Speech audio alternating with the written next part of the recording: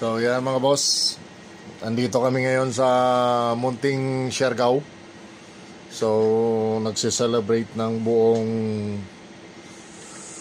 tropa UGRCP family. So yan mga boss, isa-isa kaming gumagamit ng bangka na disagwan. So transparent siya, fiber. So hindi ka matatakot dahil nababalance naman siya gamit yung sagwan. So yan po mga boss. So makikita nyo sobrang linaw ng tubig, as in linaw, malinaw pa sa tubig galing sa poso. So yan mga boss, kristal yung buhangin niya, kaya makikita nyo puting-puti talaga. So hindi ka magsasawang magtampisaw sa tubig kasi talagang napakalinaw ng tubig dito. So yan mga boss, so banayad lang yung kanya.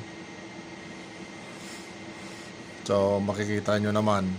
So yan, malapit lang kami sa isla na munting Siargao. So sabi nga ng mga kasama ko, talagang 700 nakapag-Siargao ka na. So sa mga basher natin, peace mga brother and sister.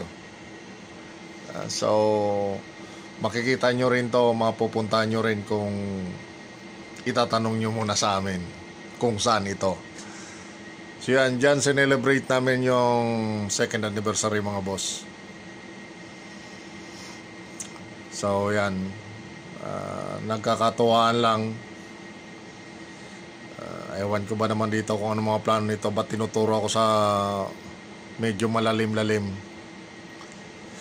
So eto pala mga bro, yan mga boss, yung mahawak na ng bangka na yan. So aming vlogger na sikat na sa ngayon, si George TV. Shout out kay George TV. So yan